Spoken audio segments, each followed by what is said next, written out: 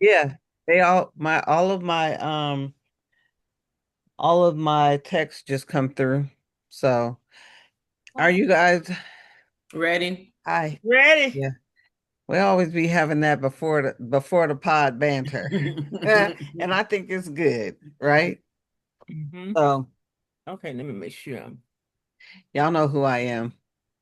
I'm your auntie. I'm the good auntie. Okay.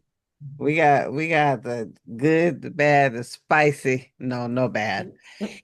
Anyway, I'll take spicy.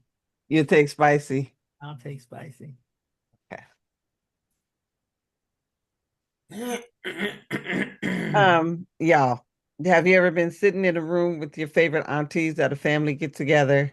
Listen, imagine eavesdropping on their conversation where nothing is off the table. Okay. Sometimes the conversation section seems sweet. Sometimes the aunties get salty.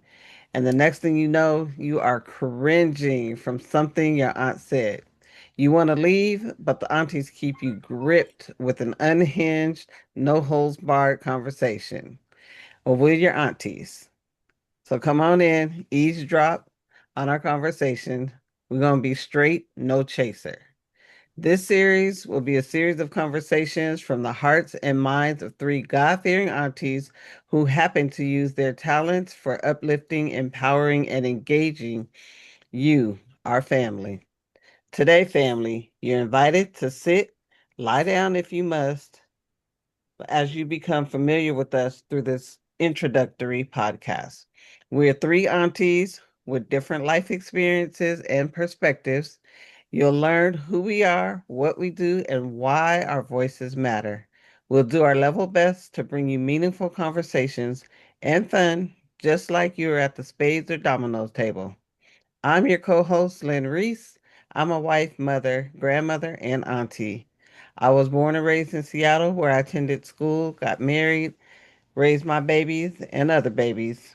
I'm the owner of Northern Comforts, a body care comforts business that comforts young and old members of the family in feeling good and moisturized from head to toe. I'm also the founder of Black Authors Appreciation, an annual event celebrating Black authors and highlighting other creatives and their business. And oh, by the way, I'm an author, co-author, and a master's educated brown girl who loves teaching, reading, and teaching behavior management skills. Come on, sit down and learn you something. Leslie, come on.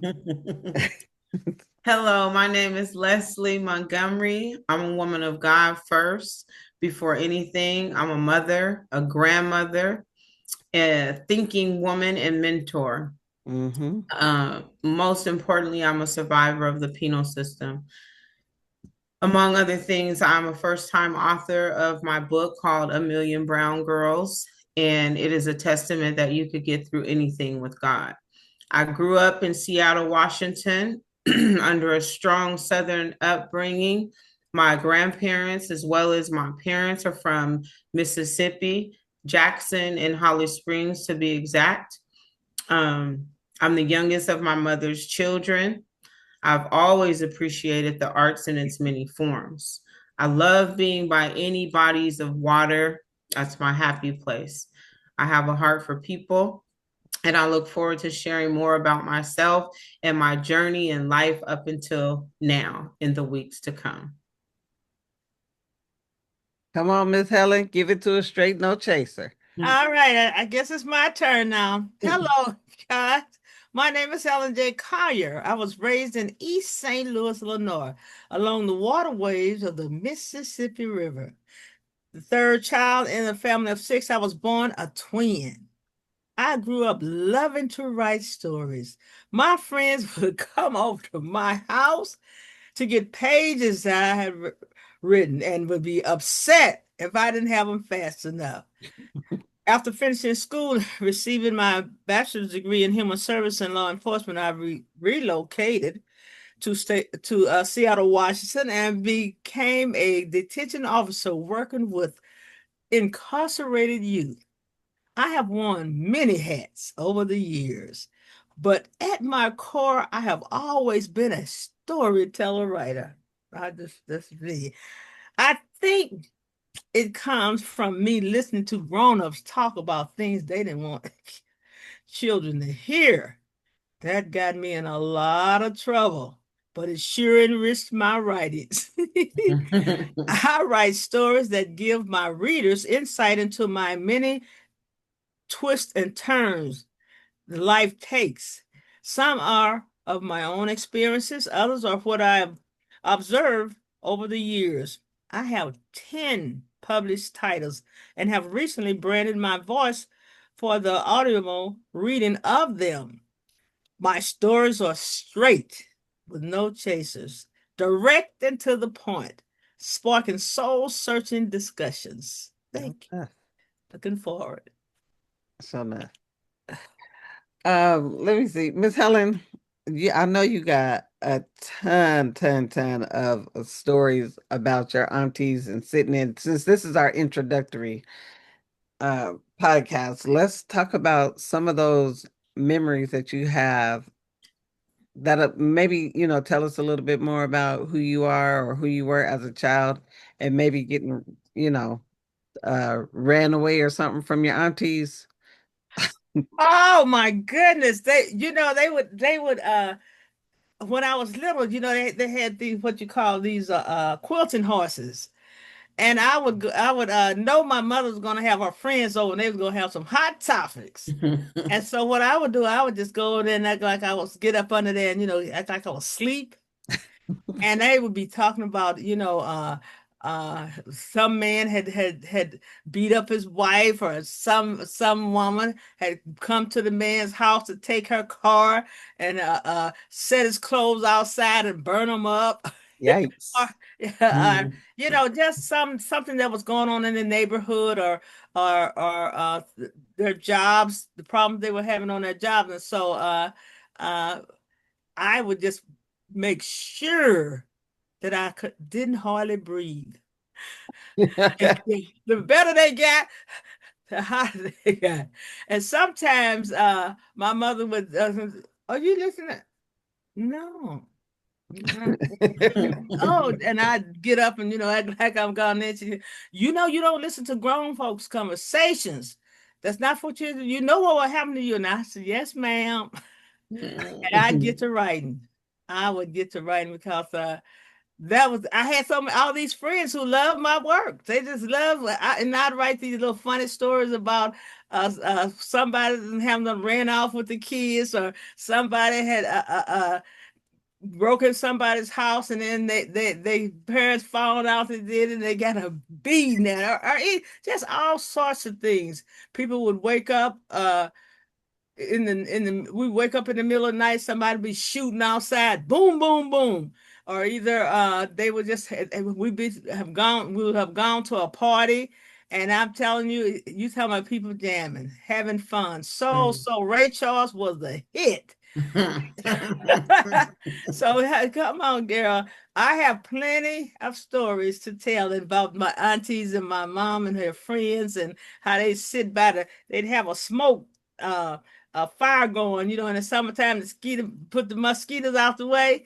And so they would they still got bit, but they were still out there talking. And what I would do is just get right behind them. And it was night, so they couldn't see me. And boy, they have some interesting stories about men. Leslie, I know you growing up in Mm. Seattle and being an avid reader, and then also being really close to the grandparents. What kind of Mhm. experiences did you have with your auntie? And the reason I'm asking these questions is because I want our audiences to come in and to know us like Mhm. a family, and I'm sure they can relate. So give us something straight, no chaser. Well, okay, so when I think about some of my aunties, I think about back in the day, my auntie June, my auntie Nellie. I think in everybody's family, everybody had one of them aunties or a couple of them aunties who would have a sharp tongue. Let's put it that way. And it didn't matter where you was. We might be in the McDonald's drive-through, but let them fries not be hot, and the person at the window was finna get it. But what where I feel like I got a lot of my little good juicy stories was really from my older siblings because I'm the youngest. So, I was the baby, right? And I always wanted to be up around my older siblings. And the last to the youngest is 5 years older than me. So that's a huge gap when you think about, say, I'm 10, she's 15. So I'm listening to all the scoop, right? I'm listening while she talking about her boyfriends. I'm trying to be all in the conversation when her friends come over and they getting ready to go out and kick it. And I just wanted to be in the mix. So I was listening to all types of different stories, and then I have an older brother. So it was a lot of things that I used to hear about. But I remember when we lived in this, it was the projects, okay, Holly Park. So back in the day, they had the vents that you could open and you could see down through the floor. But the people downstairs didn't know you was really like looking down there or listening. So I used to hear my mom and when she have company and they be down there drinking that black velvet. Not the black velvet, Lord. Girl, the black velvet. And they be talking about what they was doing and what Clara did and how Clara and what was my I used to call her my auntie Clara, but I don't know if she was really the auntie or the cousin, but her and her husband, how they would be arguing and how Clara done knocked him upside the head. And girl, I used to hear all kind of good stories and we'd be like, dang, really that happened? But yeah, them was the good old days though, if you ask me. You're right about but that, but girl. don't get caught though. Don't get caught because if you got caught eavesdropping, you was about to get it. Right. And back then you was getting it with that switch. Or my mom was coming through with that stitch. Of course, she wasn't playing with soul in peace. Hey, she gone home to glory now. Can't nobody do nothing about it. I know what you mean. Yeah, but those was the days though. Yeah. I remember my aunties would so my cousin lived in Portland. We live here. My auntie babysat me after school. And so I remember her and her sister, these are my grandfather's sisters. And they would just be on the phone every day, a keying and talking this and that. And it wasn't until I was an adult I found out that them aunties have had a falling out, for some family drama. Okay. And I was like, not my auntie. Okay. You know what I'm saying? Like when you got them favorite aunties and they be talking about everybody else, they ain't really gonna put their business out there. You know what I'm saying? So I was like, when I found out, I'm like, who's baby? Okay. And lean in a little close, but of course they're gone, so I couldn't ask them about it. I had to get get the scoop from, other folks in the family. But I was like, they be talking about, us now, kids nowadays, guys. So I was like, no, y'all had some drama, right? Secrets. And another good some more good fodder for some auntie business is we used to go down to Portland for the horse races and the dog races. So you be in the car pretending like you sleep and woo, you hear all the business on the way. 2.5, 3 hours is a long time for a kid to be quiet and just sit there and listen. You know what I'm saying? So that's the kind of stuff I want our family to come on in and share, from us because it's gonna happen. It's gonna happen, and we're gonna be here for it. We all three have different opinions, and we all three have our books to share, and we all three have just a wealth of information too to share. But I don't, I mean, there's so many podcasts out there. I think our voices matter just as much. I agree. But Miss Helen, what's on Yes, your sir. heart? Yes, ma'am. What's on your heart today? Well, I've just listened to you guys, and in East St. Louis, I come up in a all black environment, you know. Well, we had I think a Jewish grocery store owner or something like that, and hardware, but all around you, everybody was your race. You and all the problems that you dealt with was from people of your race, and what they were going through, their struggles, the things that they were experiencing, and you got that focused uh insight on the especially for me, a young girl looking at older girls, as Leslie was saying with her, older siblings, and seeing how their lives sometime was so impacted at such an early age. Mm. And it made me want to grow up and embrace the females, the young girls, and I always believed in observing. I don't want to experience everything that you experience. I want to learn from observation, not participation. So even though you live life, you're gonna participate in some actions, but just looking at them, looking at their lives, looking at the happiness, the pain, the struggles that they went through, it really, really impacted my life, and how the lenses that I looked through and what I wanted for my own life, and what they were experiencing. But I had some hardcore women, older women, that was in my life. I have one friend, uh, she was out with her boyfriend, and his friend had a girlfriend, and he was beating up, and he said, leave, don't mess with her, leave her alone. Her boyfriend slapped her. She said she slapped me beside my head. Told me, stay out of their business. Mm. And Mm-mm. she said she didn't Mm. she didn't say one word. She Mhm. waited until she got home. And when she got home, she ran in her room and shot it, shot Mm. his ass. Mm. And Mm. it's, He had one time. one No. one He had time, one when the time. police asked her, sir, what made you shoot your man? She says, I'll slap you if you slap me. I'll shoot you if you slap me. She said, Mm. self-defense. Mm. Oh, you free. Mm. Mm. So Okay, see that would have been the not. auntie that we was sitting around like, oh yeah, you know she got one in her purse. She coming in Okay. hot. She coming in Mm. hot. Yeah, some rough, tough women that I observed and watched. And I tell you, don't take nothing. Don't take no little woman short. Just think, just cause she's a little woman, she can't handle her business. But Mm. the big woman that right in my neighborhood, the big woman was trying to handle her husband. She walked up on her. She was just a little bit woman, but she had a straight edge razor, and she Okay. cut her all the way up and down.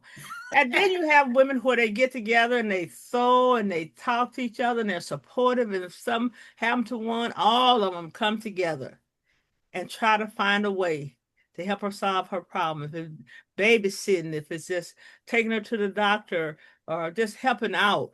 And that was one thing that I loved about the Black environment that I was in, that the women would really uh, um, come up to the plate and be there for each other. And it was hard times, and many of them didn't have much, but that little that they did have, they shared. Mm. Leslie, I have a question for you. Yes. Of all the aunties Mm-hmm. you've been around, and everybody who's related ain't your auntie, but we got Right. aunties in the church, Right, you got aunties at the store that them is your aunties. You got Mm-hmm. down at the community center, them is your aunties. Right. Auntie is just a woman in your community, really, that you Right. kind of that relate to. that's Of all true. the aunties, what kind of an auntie personality do you think you have? Oh, I should have did the I would personality test. What kind of I've auntie? always been the favorite auntie. Okay. All my nieces and nephews love me. I've always been the auntie that would, by my personality, protective, cover my nieces and nephew. I've always loved my family, and the kids just love being around me. I would always want the kids to come over and we can do pool parties. I would babysit the kids because I was the youngest. So maybe that's why, because my older siblings want to go out and do this and that and the other. And I would be the one with the kids. But it worked out because I've always been the favorite auntie, And I'm not, and I love that. And it makes me think about like my great auntie Aunt Annie, my granny's sister. I loved after church going to Aunt Annie's because I knew that was a time where I could sit under her and just open up and allow her to pour into me. And I was just an open vessel. And I learned so much sitting at her feet about how her and mom, which is my grandma, that's what we call my granny mom, how they grew up, what it was like in Mississippi. Like Annie was 99 when she died. So we're talking about a Black woman who lived through the struggle. There you go. A Black woman who survived the struggle and who knew how to treat people and who taught me about what it meant to vibe. That was what she would say. Her and Dad both vibe.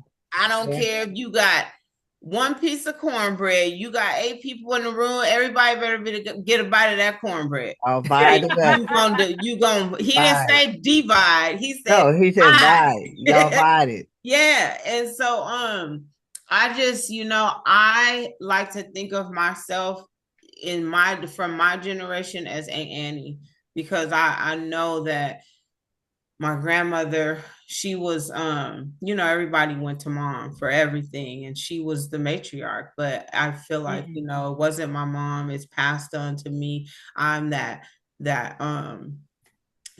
piece that is trying to continue to keep the family together, love in spite of, and you know what I mean? Just reaching out to Cleveland tonight, thinking about how awful he is, but what was instilled in me and the God in me drew me to reach out to him and check on him and just see about him, in the spirit of Aunt Annie, and the spirit of my granny, and the spirit of being an auntie, a mother, and a grandmother, and so yeah. But I would like to point out something that Miss Helen keeps echoing, and it is about observation. And I think that as we move forward in this podcast, it's something that I feel is important and needs to be shared. And I'm glad that her voice will be heard because it's not often that we just sit back and listen, or we sit back and like really listen, not listen waiting to respond, but listen and learning of each other. And so I really appreciate her bringing that out, observing, even getting to know someone. You don't always have to talk. You could just listen and just observe. You learn so much by watching and listening. So thank you for that, Miss Helen. I appreciate you bringing that out. Yeah. Well, it's just the same with me with you ladies. Just listening to your lives and just listening to you as the auntie. And because you remind me of my younger sister, and my older sister had kids, and she would play with them and I'm saying, don't mess up this house. I gotta clean it up. And I was on time. Yeah, like you said, we're gonna have I was on time. Honey, I'm the one got to do this work. And because I wanted to look nice, you know what I'm saying? So, but it's okay for you to be able to say, I wasn't like someone else, but I saw that beauty in my sister just listening to you. Mm. Spread the word about how nice and sweet the little kids were. And I'm thinking about to myself, yeah, but they tearing up the Mm-hmm. For real. Yeah, know, let's I'm keep that it straight. auntie. I I'm don't not gonna mind. pretend. Yeah, I'm not gonna pretend I was all mom, sweet, sweet. Let's keep it straight and, And no chaser. and no Mhm. See, chases. I was kind of anti. I'm like, I have all the crafts and all the things like that, Mm. but I also had a in-home childcare for all those years. So it was like, somebody's kids could come over and spend the night. Right. Next thing you know, it's next Wednesday. Uh-uh. When your parents coming, y'all going home, you know what I mean? But I think because we have our 5 kids too, we were the house that all the kids wanted to Yeah, come. yeah, We that's had what it all was the when I all was the coming up. child care stuff, so it was a plenty for them to play and do and involved in activities. But then when it came to my granddaughter, she's like, does everything have to be a learning experience?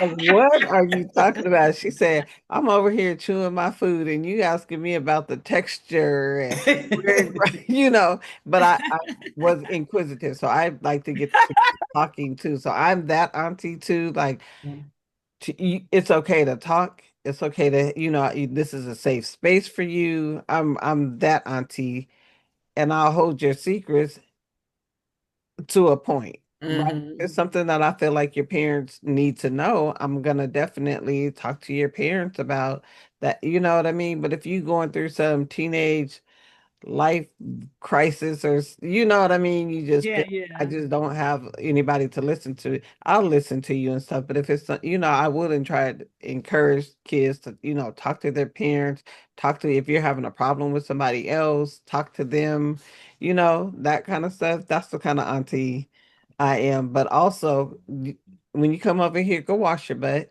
Mhm. Okay, don't be up Mhm. under me smelling like last week, okay, or even Mhm. yesterday. So, you know what I mean? And I think I got that from my mom, who Mhm. I would say my mom was a favorite auntie too. Mhm. But she had no problem if you came in the door just smelling like, yesterday and last week, to give Mhm. you a soap and a rag and not say a word. Just Mhm. hand it to you. Like you already know where right. the bathroom is. So I think I inherited that from my mom too, being like, yeah, come one, come all, but also Yeah. come smelling right. Correct. Come You know, correct. don't come over here. Don't don't do that. But Oh, I think I learned from my aunt Ethel. I didn't understand this as a child because she lived in a senior living facility, right? uh-huh. And um, I swear she would feed everybody. Mm. Every time I was over there, it was like, take this back. Look, fold the bag, hold a certain way. You gonna hold it from the top, hold it from the bottom. Take this over to, Mr. Henry or to, Miss Johnson. And it was safe then, right? I could go around the building and go to, apartment 208 and she lived in like 111 or something like that, But Uh-huh. hold the bag a certain way. Go deliver it to them. Don't take no money. Don't take no gifts. Nothing. Just deliver. I'd be like, well, shoot. As a kid, they gotta give me something. Shoot, I'm over here walking up and down these stairs. Wasn't no elevator, you know. Mm-mm. But I think I learned that from her and I started, it was like if you come to my house, you get a plate, right? So um I never have a problem feeding anybody. I'm that Yeah. auntie too. If you Mhm. happen to be in the neighborhood and you happen to be hungry, but don't go in my refrigerator without washing your hands, that kind of thing. So I think for me, that's the kind of auntie I am. Mhm. Oh God, that's beautiful because well, for me, working as a detention officer and with juveniles in the youth center, just being, I had to formulate a mindset because when you work in that kind of environment, it's I have to control. you have to follow orders. It's always, strict. Mhm. And so I had to come to a point where I like let's just say I had to listen. Mhm. I had to truly listen to what I'd hear them talking among themselves. And as I was telling you, I come up listening to older people, but not listening to children. I felt that they should listen to me. But then once I learned to listen, and once the director, Pam Jones, said, I want you to start a girls group. Gee, I wasn't on that because those girls could fire off just like this, and you talking about Mhm. fight. And so, but as my my spiritual self would not allow me, and I really didn't want to hear it. I honestly didn't, but it wouldn't allow me not to pursue that because it was when there's time for something, that season for you to do something, you have to do it. And I learned to really love those girls, and I learned to embrace them and learn to redirect their lives and help them In a sense, Miss Helen, you became an auntie for them.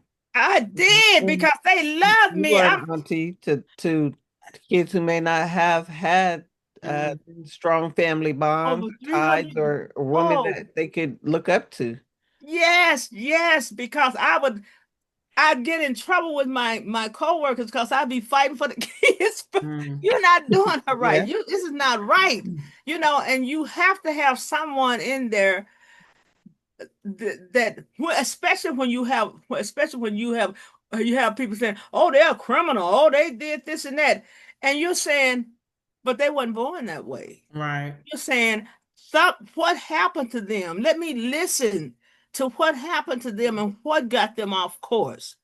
That is not them. This is just something that happened to them. And I have to let them know that they are just bruised flowers that Mhm. needs to be fertilized. And Mhm. then me telling them that and getting on board with it, That's good. Yeah. I've That's good. absolutely reshaped over 300 girls' lives in the time that I was working in the group. The flower group is what I called it. And I just say you're a flower, but you've been bruised Mhm. and you need to be fertilized. You need somebody to tell you that you're okay, that things you can go on with your life, that it's not over. And my friend said, but they did this. I said, but they're human and they're babies. And some of them are taking care of their kids while their parents are out there having problems. And Mhm. you know what a kind of problems I mean. That's how I got to decided to write my Oprah and Miss Johnny B. So I love being with you two ladies because you have a wealth of experiences and Mhm. things and that maybe I haven't experienced, but I can relate to it and I can listen and learn from your wisdom. Well, thank you. I think that you and I, Miss Helen, in a sense have walked the same path in terms of I know in my second portion of life, I'll leave it at that without getting too deep into it. I Mhm. became an auntie. And I don't know how many people be like, Auntie Leslie, Auntie, I'm like, I ain't your auntie, okay? But they looked at me But you like were because I that's how they identified you as. yeah, There either you I was go. Auntie Leslie or that, and that's when all that mentorship stuff came in. But it Mhm. was hundreds, hundreds of younger women under me I that I was a beacon of light to, that they looked up to me and they looked to me for advice and wisdom, and I would talk them down when they was ready to get loose. You know what I mean? No, And no, I know. yeah, and it's like, but I think about my previous life. And I was that auntie though. I'm stay throwing these things. And my nieces and nephews and everybody knew it. Anything jumped off, they knew, called, and I was right there. But I feel like in this season of my life, now I can really hone in on the Annie that I know I embody. You know, the auntie that has gotten older and wiser, and now I can actually speak from experience and really, you know, that's the best teacher, right? Experience. So I'm not telling somebody, whether it's my blood nieces or nephews or some young girl who I may run into, and I just am in that particular place at that particular time for that reason, to let her know, look, there's another way to go about things. And I'm grateful for that. I'm grateful that I can look back and say, you know what, God used me in so many people's lives, you know, to be that auntie to them, whether you're blood related or not, because, you know, I have people in my life now who are not my blood relatives, but they're closer to me than some of my blood relatives. So it don't always have to be that. But yeah, I think that Miss Helen and I, in that respect, you know, you were just on a different side, and hey, but yeah, being that auntie, you know. Hey, well, Yeah. you know what? Wait a minute now. We got to think about, look at the this young lady here who has in her heart brought us together Yeah. with her, Mm-hmm. and so that we can articulate our lives and articulate things to others. Mm-hmm. Uh, Miss Lynn Reese, I mean, she is a major event. Yeah. Was an event. I can remember 2 or 3 years we didn't know each other, and because of our personalities, Mm-hmm. another person said, "Oh, you guys should meet." Right. And then she said to you, "Oh, you have to meet Leslie." And I'm saying, who is this Leslie? But anytime she spearheads something, Yeah. if you follow along with it, it's going to its conclusion. Mm-hmm. She is a great lady. Yes. Yeah, we're proud to. Yes, she is. Yeah. Yeah. I- Nah, I love you. I love y'all. I couldn't think of a better combination. Aunties. Okay, we're gonna, people are gonna laugh. We are gonna laugh and cry and share from the heart, right? Mm-hmm. I just wanted this introductory podcast to just give people a little bit about our personalities, right? I mean, Yeah. we got some stuff to get into, but today is just, learning from our experiences.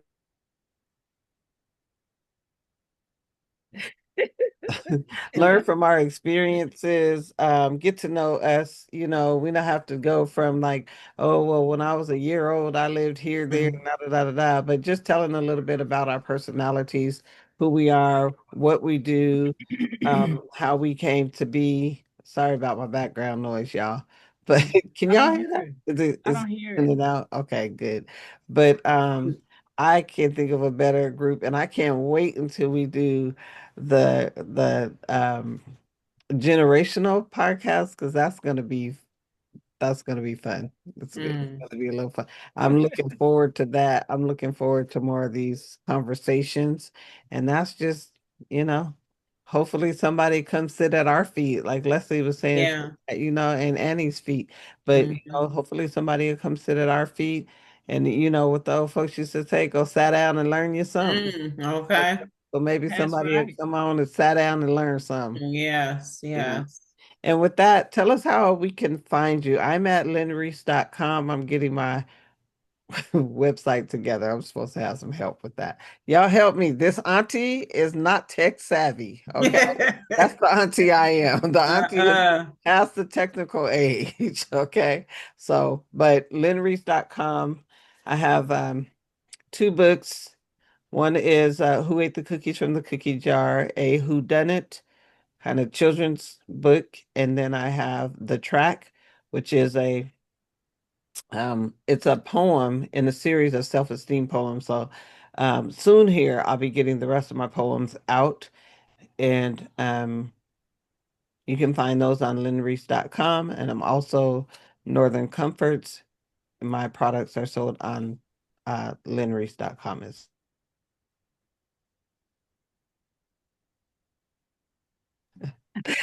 I'm reminded to tell you that's LYNNEREESE.com, linreese.com. All right. Leslie, where you at? Well, I don't actually have a web, site that I could be reached at, but I do have an email address that anybody who feels like they want to reach out and, support a struggling, beautiful brown woman. And, and my email address is lesleigh@gmail.com. You could reach me through there. And if you're interested in A Million Brown Girls or interested in knowing what it's all about and getting to know me a little bit more by way of reading my book, please feel free to reach out.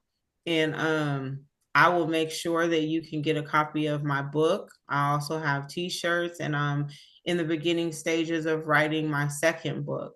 So yeah, you can also follow me on Facebook. I do a lot of uh, live videos of encouraging words, just trying to build up, the community. And when I say the community, I'm not just talking about women, I'm talking about anybody who has been through anything and needs to hear a good word.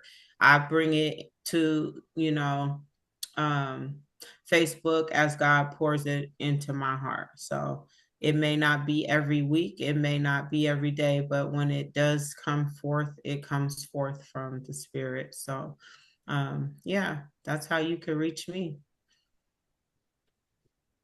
Thank you, Leslie. It's Well, Helen. Sorry. You can well, also reach me on Instagram. Oh yeah, what's your Instagram? Because I know you're on Instagram a lot. My Instagram is A Million Brown Girls. And yes, you could also okay, hit me up on okay. Instagram. Sorry. Is your Instagram A Million Brown Girls or 1 million brown girls? It's 1 million brown girls. Thank you, Lynn Reese, because I am the original first AMBG. Okay. So, yes, it is 1 million brown girls. And you could find me. Okay. Yeah. Well, let me put it this way. Um, as I said, I have 10 titles, and my where you can reach me is at helencollier@yahoo.com. However, um, if you my website is helencolliermeow.com. That's where you can find all my titles, which I have the Miss Anna series, which is a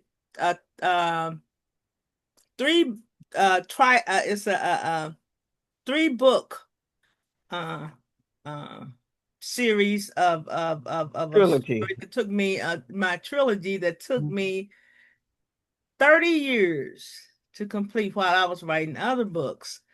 Um,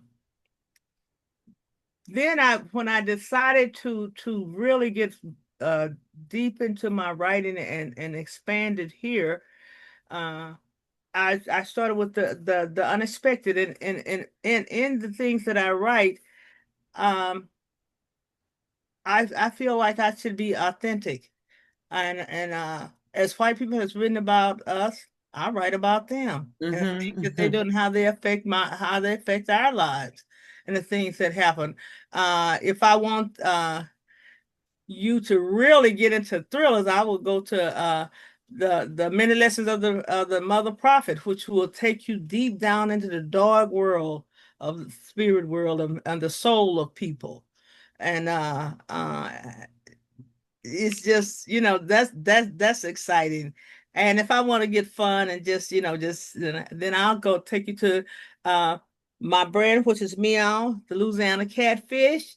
That's my brand, and I have a book that says Meow, the Louisiana Catfish, looking for trouble. Looking for trouble, you will find it. Oh Yeah. yeah. Yeah. I love your mini series. Well, not mini series, I guess But it's short stories. trust stories. Right. And then when I really wanted to go into actually what we both women and I are involved in is working with children and working with the lives of people. Then the book that I wrote, My Oprah and Recreating the Legacy, was I was written because of a challenge that my daughter asked me to write this story about Oprah in a way that um, glorifies the things that celebrates her, because she really, really, really liked Oprah a lot.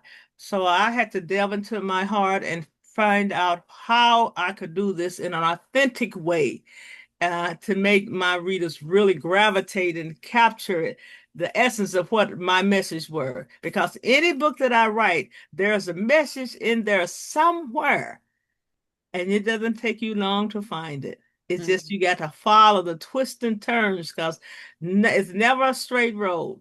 Like I said, I since I was 11, 12 years old, I have been uh, just writing diligent all the way. I don't care what else I do, I still write all the time. And now I have a platform here that I can share with you guys the things that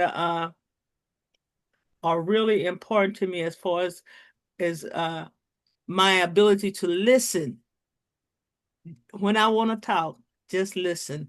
And the things that I have learned from since the spirit in me has taught me to do that.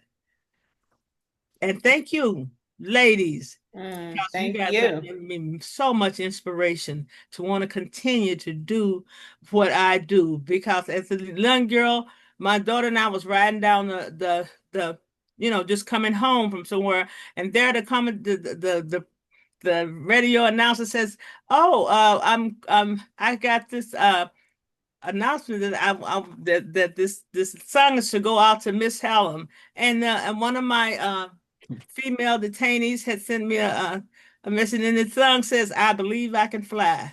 So if I can help a child believe that they can fly, I'm doing my job. Yeah.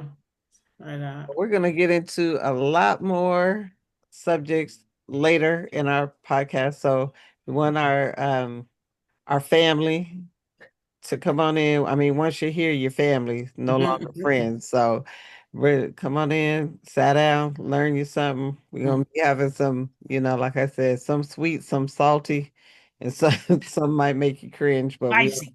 we're gonna be here. We're gonna show up, and we hope your family shows up too. So with that, we're gonna go ahead and end this podcast.